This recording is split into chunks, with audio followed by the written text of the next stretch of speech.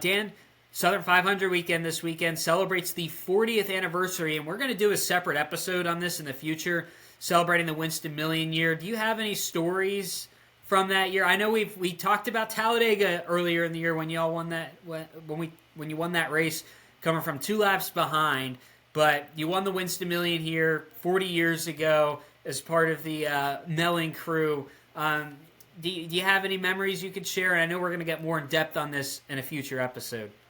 Yeah, the anxiety of I did transmissions and gears at that time, and the anxiety of picking out the best stuff that you had, because you have to remember this was 40 years ago, and there wasn't much in the way of a lot of specialty racing stuff that was being done during that era, during that decade, and the anxiety level of your stuff failing during the race, and or I was also pit crew, change tires, and the fact that you could make a mistake and something happen, and as a lot of people said, you choked.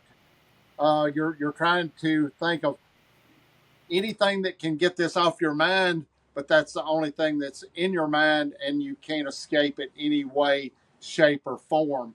And it was the whole week leading up to that, and I'm probably going to say the whole month leading up to that race was it was a pressure chamber for everyone, and the things that you thought you could put out of your mind and you couldn't.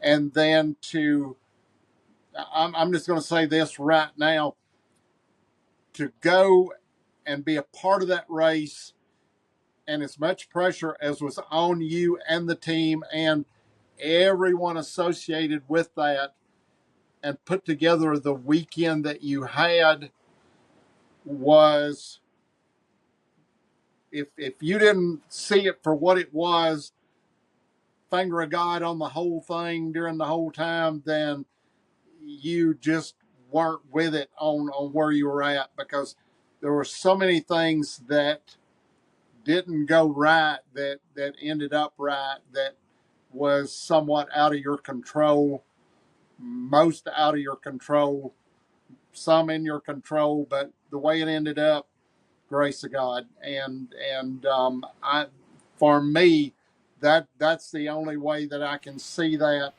not taken away from any of the talent or anything that me, Ernie, or Bill did, or the team did, or what you were able to put together and accomplish.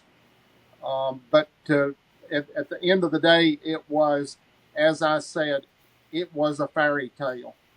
The whole 85 season was a fairy tale. And as I said in that video that I was blessed to be able to do here not long ago, was he said, how was the 85 season? And I said, best time of my life, because it was, to me, the closest thing I think you could come to a fairy tale. The only way that you could have bettered that season would have been if you had won the championship at the end of the year.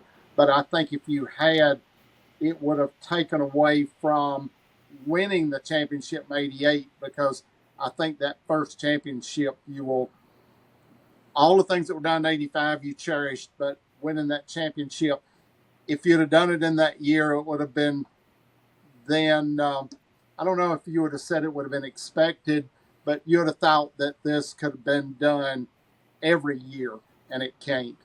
It's one of those things that it helped you to realize each point counted, each race mattered. Everything that was won, lost, even the relationship of family, crew, all of this stuff factored in. And it just made you that much more appreciative of the championship in '88. Yeah, and I know this is more recent, but do you still have the $1 million bills they handed out in Victory Lane? I do. Because I got Ty Gibbs' little money thing that he won from winning the in Yeah, season tournament. I'll have to pull it out of the case when we do that show because there is something unique about it, and we've talked about that. But I'll show you that whenever we do it. And All I've right. got some other things too that I'll have because I've got the spark plugs that came out. I've got those, and I've the spark plugs out of the $1 million motor because they were going in the trash can, and I said I can't do this, so I kept them, and still got the transmission in the rear end out of the $1 million car, and we ran both of those other races, so those continued to run on after that race was over. So that was how things came about. It wasn't a lot of new stuff that we ran. It was a lot of stuff that we'd ran during the 85 season or prior seasons that we pulled out that was the best of what we had at the time. So it wasn't, in some respects, it was all new stuff. In some respects, it was, this is tried and true, and I'm just going to run it. And that was what was done. And that race wasn't looked at a lot differently from any of the other races during the season, even though it was $1 million race. And to do a race today and compare to that, you'd have to have a $10 million race.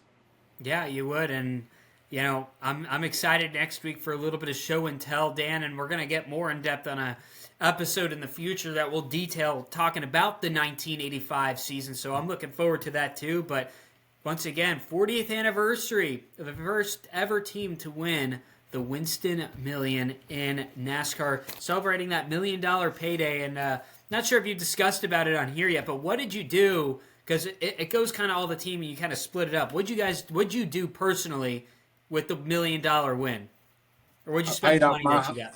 I paid off my house, which at that time my house wasn't anything fantastic. It was a house, and I owed money on it, and I took that money and paid off my note on the house. And houses then didn't cost as much as houses cost today to build, because I think my first house was like